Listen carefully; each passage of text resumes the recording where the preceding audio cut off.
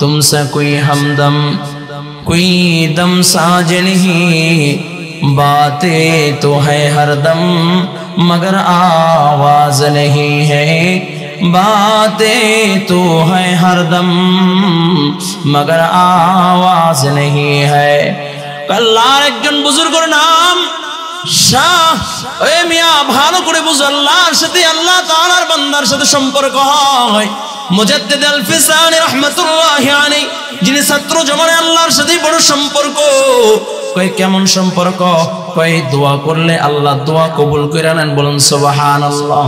আর জোরে কোন সুবহানাল্লাহ। মুজাদ্দিদ আল ফিসানি রাহমাতুল্লাহি আলাইহি একবার মুরাকাবা করতেছেন, ধ্যান করতেছেন, মুরাকাবা করতেছেন। মুরাকাবা করতে করতে করতে করতে প্রথম আসমান, দ্বিতীয় আসমান, তৃতীয় আসমান, চতুর্থ আসমান ভেদ করে সিদরাতুল মুনতাহা বলে যেখানে আল্লাহ তাআলা বান্দার তাকদীর লেখা রাখছেন, ওই সিদরাতুল মুনতাহা ওই বান্দার তাকদীর ওয়ালা ওই তাকদীর গুলো পড়তেছেন। হঠাৎ করে দেখে হাল জামানের একজন বুজুর্গ আইয়ুবুল্লাহ হরি রাহমাতুল্লাহি আলাইহি বলে আল্লাহর একজন বুজুর্গ, তার নামটা কুফরি হালাতে লেখা, মৃত্যুটা কালিমা ছাড়া কালিমা বিহীন হবে। বলে আল্লাহর ওলি মুজাদ্দিদ আল ফিসানি রাহমাতুল্লাহি আলাইহি চিন্তায় পড়ে গেলেন, এত বড় একজন বুজুর্গের নাম, মৃত্যুটা কুফরি হালাতে লেখা, অথচ জিন্দেগি ভর ক্বালা রাসূলুল্লাহ সাল্লাল্লাহু আলাইহি ওয়াসাল্লাম পড়াইতে পড়াইতে জীবন কাটাইছি। এত বড় একজন বুজুর্গের নাম আল্লাহ তাআলা কুফরি হালাতে লেখা রাখছেন, দোয়াও করতেছেন না। কারণ হলো আল্লাহ ওয়ালার হুলাল রিজা বিল কাযা, আল্লাহ ওয়ালারা আল্লাহর বিরোধিতা করতে পারে না।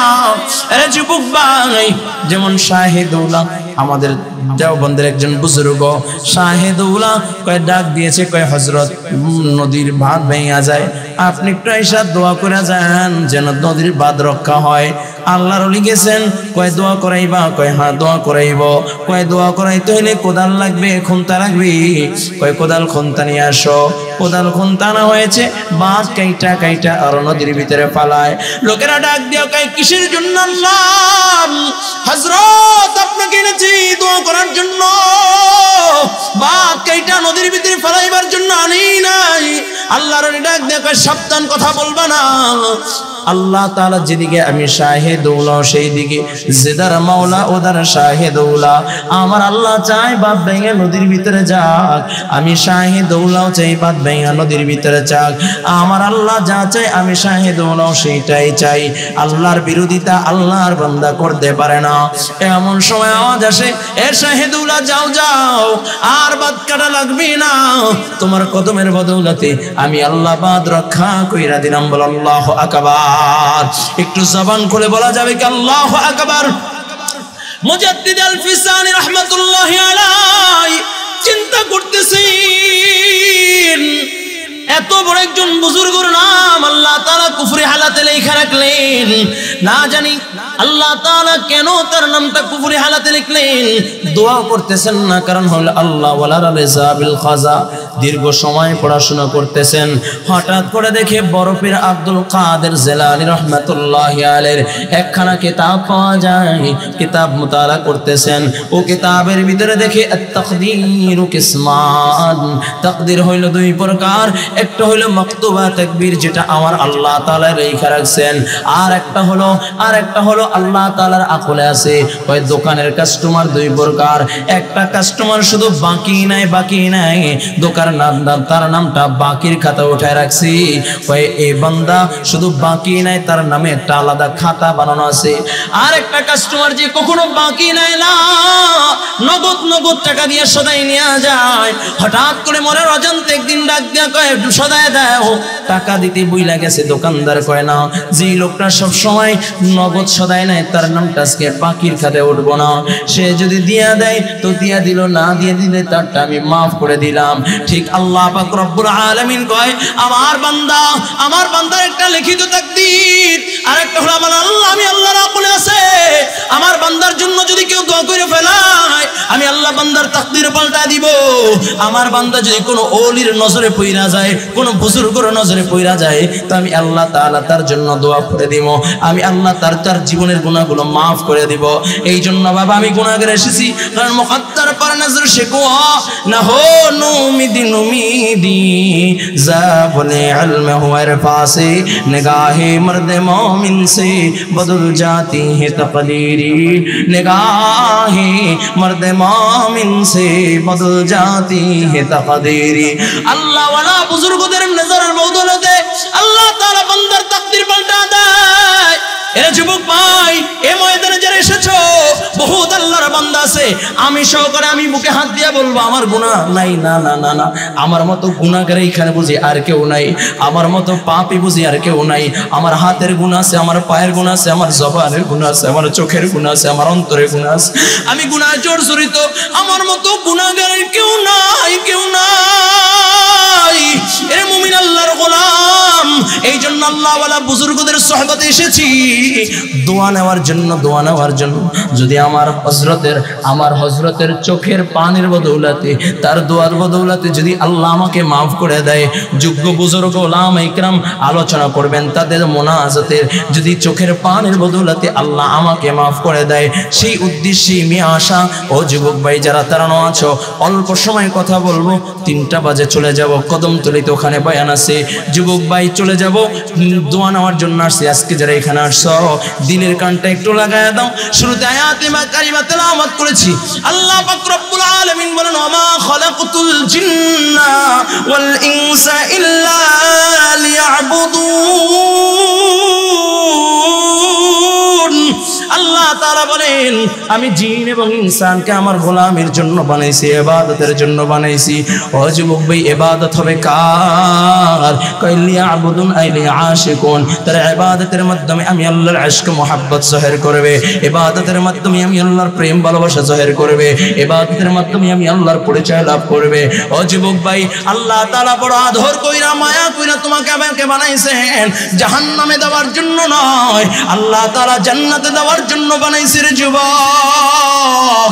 এ দুনিয়ার সীমিত সময়ের জন্য আল্লাহ পাঠাইছেন ইবাদত করে আল্লাহ তাআলার পরিচয় লাভ করার জন্য। দুনিয়ার থেকে যদি 2টা গুণ নিয়ে যাইতে পারো, আল্লাহ পাক রব্বুল আলামিন চিরস্থায়ী ঠিকানা জান্নাতের মালিক বানায় দিবে। 2টা গুণ, 1 নম্বরে ইন্নাল্লাযীনা আমানু, 2 নম্বরে ওয়া আমিলুস সালিহাত। একটু চিল্লায় বলা যাবে কি আল্লাহু আকবার? হয় নাই মুমিনের আওয়াজে বল আল্লাহু আকবার। আপনারা দাঁড়ায়া বয়ান শুনতেছেন, কষ্ট হচ্ছে না তো? আরে বইসা লাভ কি?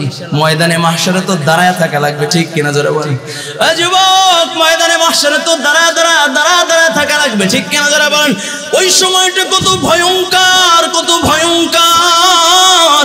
পুরো জমিনটা হয়ে যাবে তামার, সূর্যটা মরুম হাত এক বিঘাত উপরে চলে আসবে, নাফরমানের মাথার গিলুগুলো গুলিয়া গুলিয়া পাতের মারার মতো পড়তে থাকবে।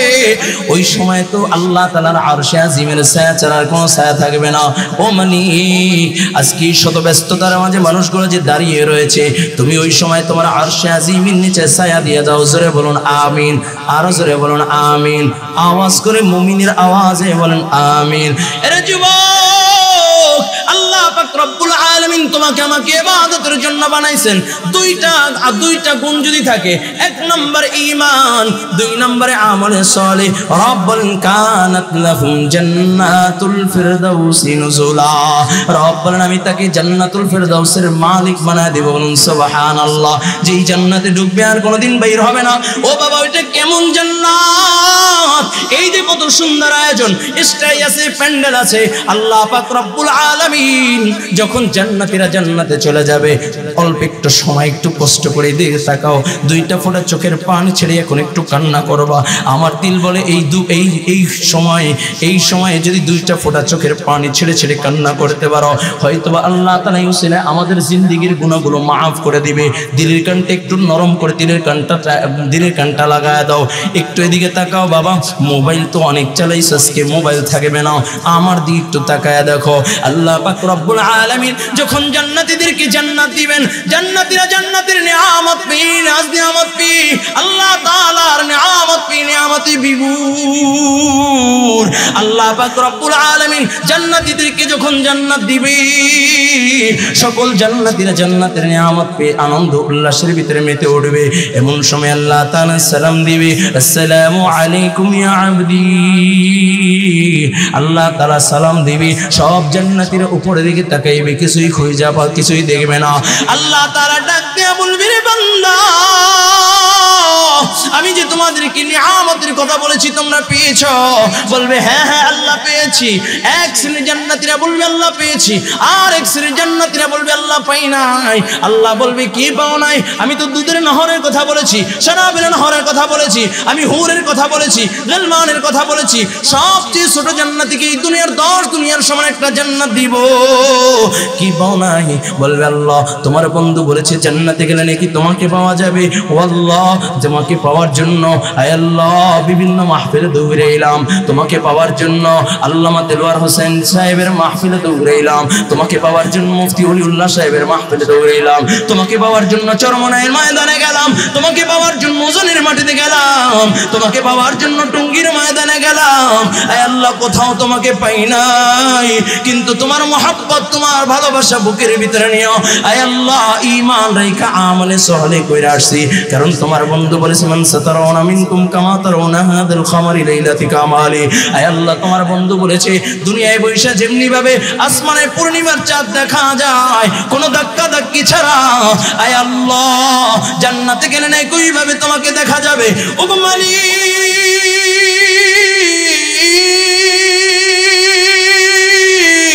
আয় আল্লাহ জান্নাত পাইলাম, হুর পাইলাম, গিলমান পাইলাম, কিন্তু এখন পর্যন্ত তোমাকে পাই নাই। আয় আল্লাহ তোমাকে পাওয়ার জন্য বড় বেকুল। আল্লাহ পাক রব্বুল আলামিন সাথে সাথে তার 70,000 এই সাউন্ডটা এলোমেলো করলো কেন? আগে সাউন্ডটা দাও, পণ্ডিতি করেছে বেশি, আগে সাউন্ড করো। আল্লাহ পাক রব্বুল আলামিন আহকামুল হাকিমিন আল্লাহ 70,000 নূরের পর্দা থেকে একটা পর্দা উঠা দিবেন। মানুষগুলো আল্লাহ পাক রব্বুল আলামিনের দিকে তাকায় অজ্ঞান অবস্থায় বেহুশ হয়ে জমিনের ভিতরে পড়ে যাবে। আল্লাহ তাআলা ডাক দিয়া বলবে, রে বান্দা আমাকে না দেখবা কই অজ্ঞান অবস্থায় পড়ে গেলা কেন? ডাক দিয়ে বলবে আল্লাহ তোমার নূর এত শক্ত, নূর সহ্য করতে পারে না। আল্লাহ বলবে আমার নূর হলো 2 প্রকার, একটা নূরে জালালি আর একটা হলো নূরে জামালি। আমি তোমাদের সামনে নূরে জালালি নিয়ে প্রবাস হয়েছি। আমি আল্লাহ দাওয়াত দিলাম, যুবক আল্লাহ তাআলা দাওয়াত দিবে, মালিকের দাওয়াত গ্রহণ করতে চাও কে কে? আল্লাহু আকবার। আল্লাহ যারা হাত উঠাইছে সকলকে কবুল কইরা নাও, জোরে বলো আমিন। এ যুবক আল্লাহ পাক রব্বুল আলামিন দাওয়াত দিবেন, সব মানুষগুলো জান্নাতীরা যখন মালিকের দাওয়াত গ্রহণ করবেন, এরকম স্টেজ থাকবে, প্যান্ডেল থাকবে, বিশাল বড় স্টেজ, আনিশান স্টেজ, সামনে প্যান্ডেল থাকবে, মতির মেম্বার বলো সমস্ত জান্নাতীরা বসা থাকবে। স্টেজের ভিতরে 2টা চেয়ার থাকবে, একটা হলো প্রধান অতিথির চেয়ার, একটা হলো বিশেষ, একটা হলো সভাপতির চেয়ার। সভাপতি হইল লা ইলাহা ইল্লাল্লাহ, প্রধান অতিথি হইল মুহাম্মাদুর রাসূলুল্লাহ। সব জান্নাতীর হাতের ভিতরে শরাবান তাহুরা দেওয়া হবে, তারা শরাবান তাহুরা পান করবে। আর আল্লাহ পাক রব্বুল আলামিন বলবে দাউদ দুনিয়ার ভিতরে সবচেয়ে সুন্দর কণ্ঠ আমি আল্লাহ তোমাকে দিয়েছি, একটু তুমি তেলাওয়াত করো। আল্লাহ তাআলা যেই মাত্র দাউদকে তেলাওয়াত করতে বলবেন, দাউদ আলাইহিস সালাতু ওয়াস সালাম পুরো 30 পারা কোরআনের হাফেজ হয়ে যাবে। আল্লাহ ডাক দিয়া বলবে দাউদ আমার বন্ধুর উম্মতেরা তোমার তেলাওয়াত শুনে নাই, তোমার তেলাওয়াত আসমানের পাখি শুনতো থেমে যাইতো, তোমার তেলাওয়াত সমুদ্রের মাছ শোনার জন্য থেমে যাইতো। আমার উম্মতরা শুনে, আমার বন্ধুর উম্মতরা শুনে নাই, তাদেরকে একটু তেলাওয়াত শোনায় দাও। ও যুবক ভাই, দাউদ আলাইহিস সালাতু ওয়াস সালাম যখন তেলাওয়াত করবেন, এক কণ্ঠ দিয়ে 80 ধরনের আওয়াজ বের হবে, চিল্লায় আল্লাহু আকবার। আল্লাহ তাআলা ডাক দিয়ে বলবে দাউদ আমার কোরআনের জন্য তুমি কষ্ট করো নাই, আমার কোরআনের জন্য তাইফের ময়দানে তুমি মার খাও নাই, আমার কোরআনের জন্য উহুদের ময়দানে দান শহীদ তুমি করো নাই। আল্লাহ তাআলা ডাক দিয়া বলবে হাবিব